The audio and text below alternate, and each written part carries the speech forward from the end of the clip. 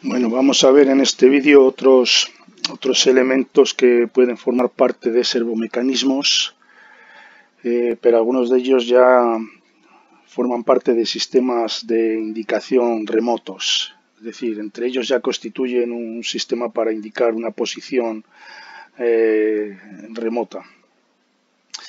Vamos a empezar con el DESIN. El DESIN, como vemos, tiene el aspecto de un potenciómetro toroidal, el cual tiene dos cursores diametralmente opuestos e independientes entre sí, unidos los dos por un solo eje. Tiene un bobinado que está distribuido por toda la circunferencia del potenciómetro, del cual de ese bobinado se sacan tres tomas que están espaciadas 120 grados. Bueno, esto constituiría la parte transmisora del DESIN.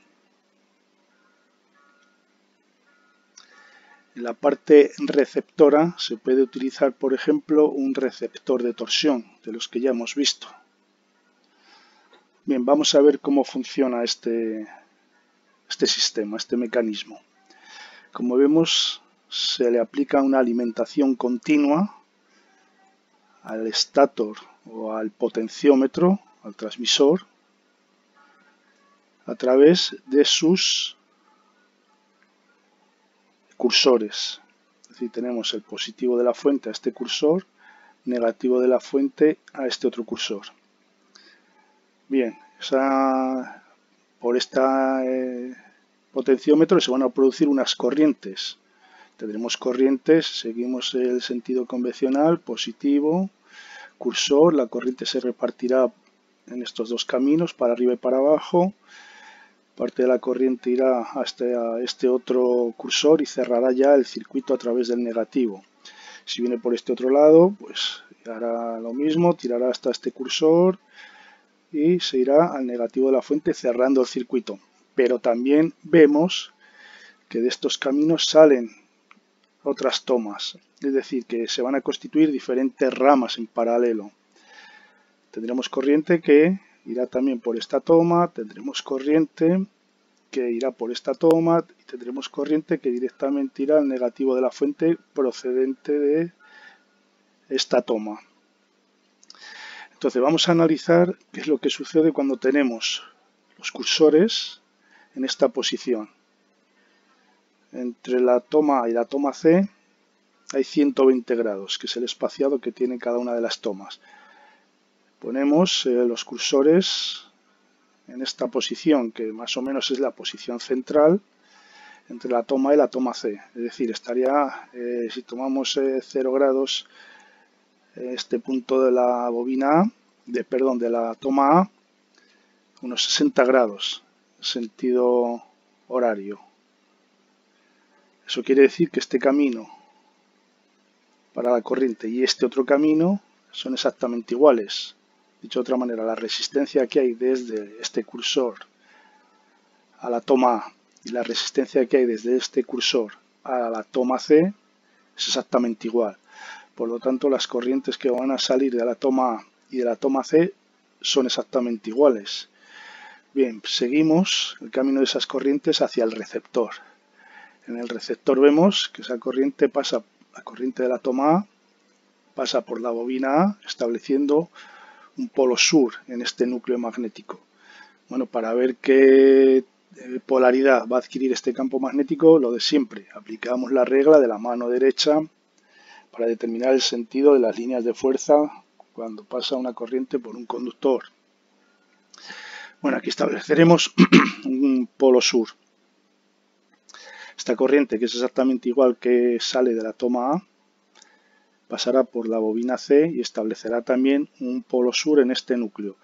Esas dos corrientes, la que sale de la toma A y la que sale de la toma C, se unen en este punto de conexión, que es el neutro de esta estrella, y sale por esta bobina B hacia la toma B y cerraría el circuito ya con la fuente.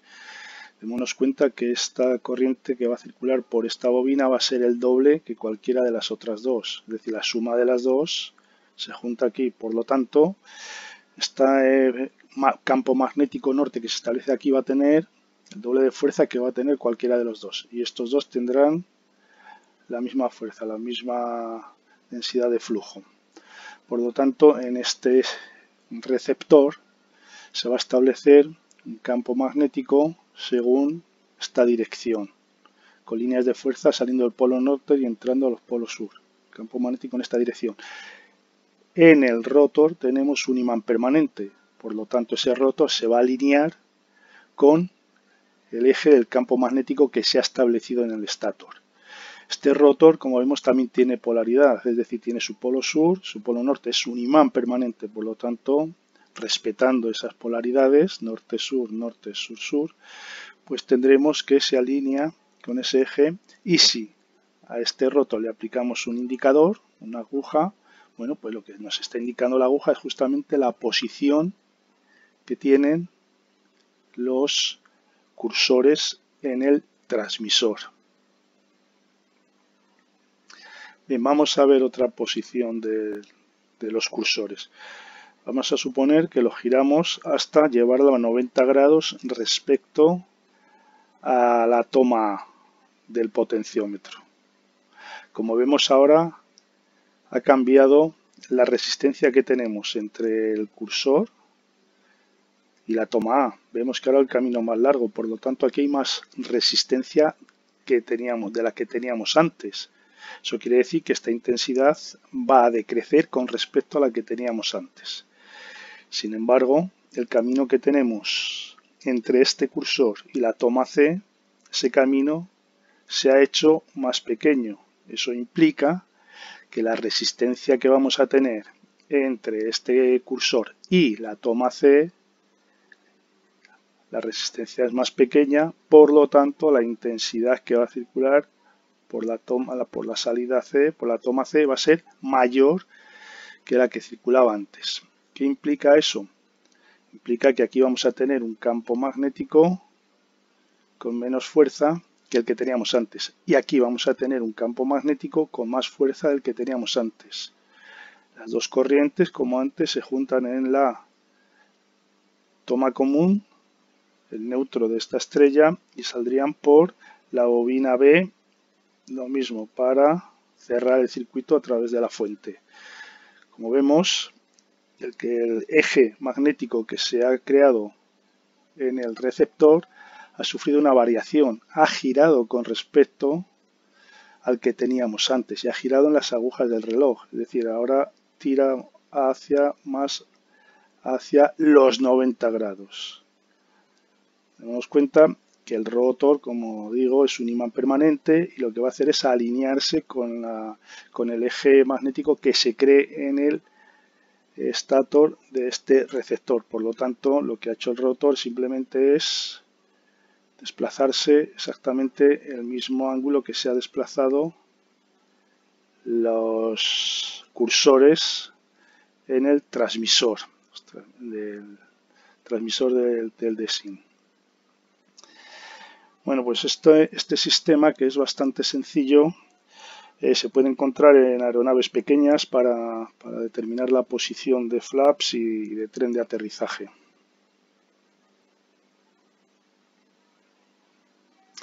Vamos a ver otro sistema, el magnesin.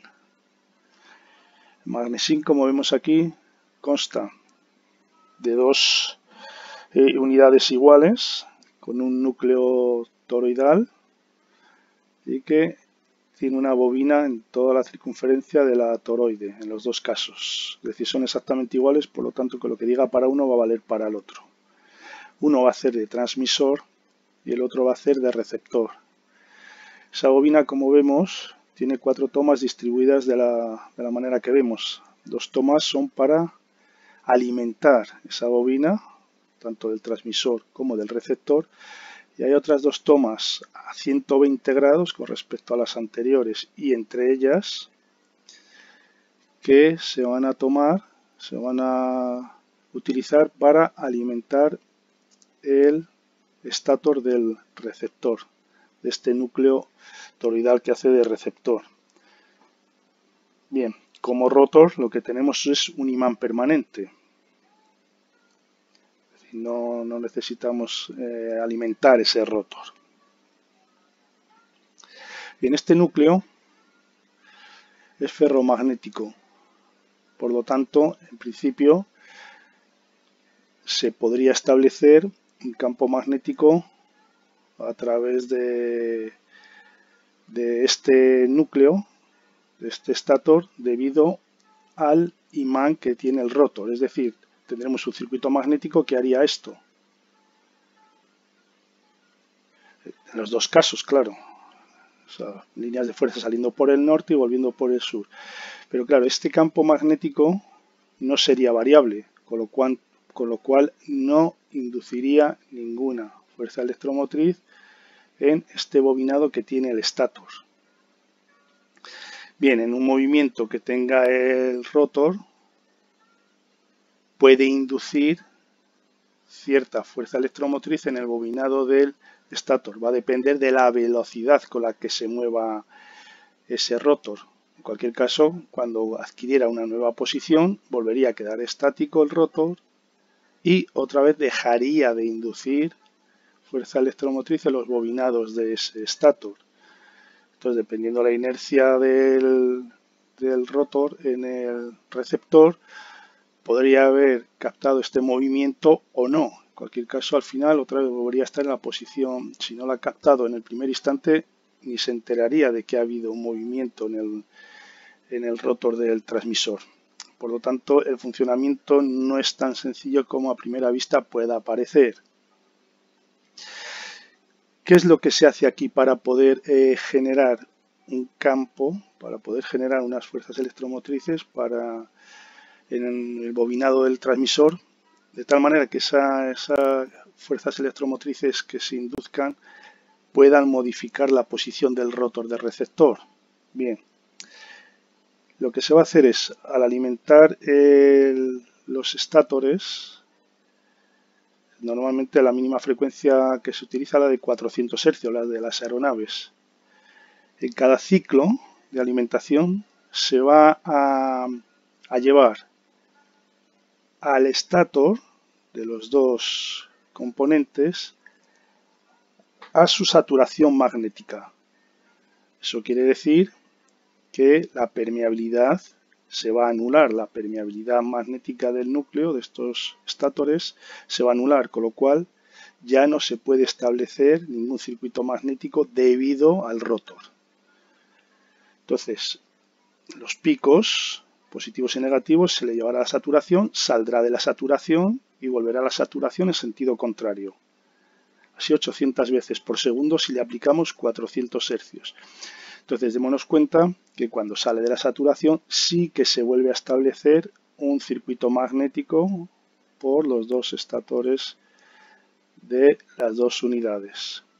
Cuando vuelve otra vez a introducirse, a llevarse al núcleo la saturación magnética, deja de haber otra vez circuito magnético debido al rotor.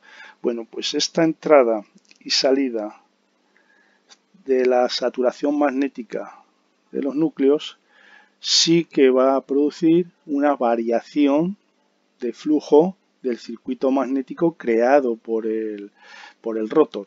Por lo tanto, debido a esas entradas y salidas de la saturación, sí que se induce unas fuerzas electromotrices en el bobinado del transmisor. Fuerzas electromotrices que van a depender de la posición relativa que tenga el rotor, posición relativa respecto a las tomas que alimentan el otro estator, el del receptor.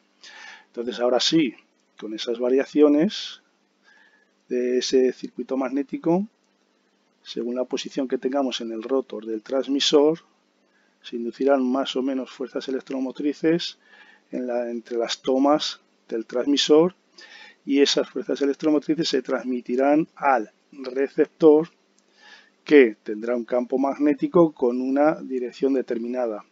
El núcleo, el rotor, que es un imán, tenderá a orientarse según la dirección de ese campo magnético que se va a establecer en el receptor como consecuencia de la posición que tenga el rotor en el transmisor.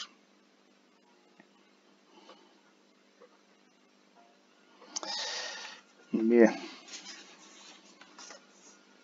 Vamos a ver otro sistema,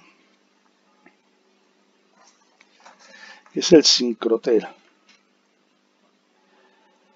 Bien, el sincrotel, como vemos, tiene un estator que está formado, tiene 3 bobinados, es decir, un devanado trifásico, si queremos. Como siempre, desfasado, cada una de esas bobinas desfasada 120 grados. Tiene un rotor metálico de cobre aluminio, que es el que tenemos aquí, con una forma particular. Tiene un anillo y desplazado sobre ese anillo tiene otro anillo a 45 grados con respecto al anterior, que es lo que aparece aquí en el centro. Bien, esto va a ser la parte móvil del sincrotel y va a moverse según se mueva el rotor, el eje del rotor. Bien, vamos a tener también un bobinado para el rotor, pero este bobinado del rotor va a ser estático, o sea, va a ir colocado en la parte central del sincrotel. Entonces, estará cubriendo lo que es la parte móvil del rotor. Como vemos en esta orden, en esta colocación, esto sería el bobinado, tendría esta forma, según el anillo. Por lo tanto, las espiras, el plano de las espiras del bobinado del rotor serían paralelas al campo magnético que se establece en el bobinado del estator. Por lo tanto, el campo magnético que se establezca en este bobinado del estator no va a influir en el bobinado del rotor. Es decir, no vamos a tener ninguna inducción magnética, ninguna inducción de fuerzas electromotrices en el bobinado del rotor debido al campo magnético que se produzca en el estator. Bien, por otro lado, vamos a tener inducción de campo magnético y por lo tanto de fuerzas electromotrices en el bobinado del rotor debido al rotor. Y esas inducciones, esa inducción va a depender de la posición que tenga el rotor. Vemos que en el rotor se va a inducir un campo magnético que va a ser variable y ese campo magnético del rotor va a estar desplazado 45 grados respecto al eje de rotación de ese rotor. Bien, ese campo del rotor va a inducir fuerza electromotriz en el bobinado del rotor. Bueno, realmente lo que va a inducir fuerza electromotriz en el bobinado del rotor va a ser la componente del campo magnético del rotor que sea paralela al eje de rotación. Esta componente induciría fuerzas electromotrices en este bobinado del rotor. Esta componente, por supuesto, no. Como vemos, es paralelo al plano de la bobina del rotor. Por lo tanto, esta componente no induce fuerzas electromotrices. Bien, vamos a ver el sincrotel aplicado a un sistema que se llama telemétrico. Este sistema telemétrico, la diferencia que tiene, bueno, en principio parece que es un servomecanismo follow-up que hemos ido viendo en los ejemplos, pero no es así. En el servomecanismo follow-up, si recordamos, la realimentación, el lazo de realimentación abarcaba hasta un transformador de control que teníamos aquí colocados. Y la entrada estaba antes del lazo de realimentación. Por lo tanto, si había algún error entre la entrada y el transformador de control, el lazo de realimentación no podía corregir ese error. Sin embargo, ahora si nos damos cuenta, el lazo de realimentación abarca hasta la entrada. Es decir, que si se producen errores entre el transmisor de tensión y el sincrotel, pueden ser corregidos también debido a que la realimentación, como digo, va hasta la entrada. Bien, ¿cómo funciona el telemando? Aquí le vamos a poner un ángulo de referencia. Démonos cuenta que cuando movemos el rotor del síncrotel lo que estamos moviendo es esta pieza. Bien, con esa referencia se inducirán, dependiendo de la posición que tenga la carga, que tenemos un indicador también para indicarnos esa posición. Según la posición que tenga la carga, vemos que a través del transmisor de torsión estamos enviándole un ángulo eléctrico al síncrotel, es decir, estamos enviando información eléctrica de un ángulo a través de este bobinado trifásico. Por lo tanto, en el estator se va a establecer un campo magnético y dependiendo la posición que tenga el rotor respecto a ese campo magnético que se establece en el estator, pues inducirá más o menos campo, y esa inducción, esa magnitud del campo del rotor, tomando solamente la componente paralela al eje de giro, inducirá más o menos fuerza electromotriz en el bobinado del rotor. Entonces, en principio, colocamos un ángulo, se amplificará la fuerza electromotriz que se haya inducido en el bobinado del rotor, moverá el elemento actuador correspondiente, un motor, moverá la carga a través de unas ruedas dentadas, a través de una caja de ruedas dentadas, moverá el indicador de posición y se realimentará esa posición hacia un transmisor de torsión. Bien, habrá un punto en el cual este ángulo que estamos transmitiendo eléctrico provocará un campo magnético en el estator tal que hará que ese campo magnético, debido a la posición que tiene el rotor, hará que este campo magnético del rotor desaparezca, con lo cual ya no se inducirá ninguna fuerza electromotriz en las bobinas del rotor, y por lo tanto la señal de error, que es la que obtenemos de ese bobinado del rotor, desaparecerá. Habremos alcanzado la condición de equilibrio, es decir, el ángulo que le habíamos marcado. Démonos cuenta que con esta información de ángulo que le estamos dando, suponiendo el sistema en equilibrio, si ahora variamos la posición del rotor, lógicamente volverá a establecerse un campo en el rotor y lógicamente volverán a inducirse fuerzas electromotrices en este bobinado del rotor y lógicamente volveremos a tener señal de error que volverá a amplificarse, que volverá a mover el motor y que volverá a posicionar la carga al nuevo ángulo que le hemos establecido. Bien, bueno, pues con esto termina el tema de servomecanismos. Vamos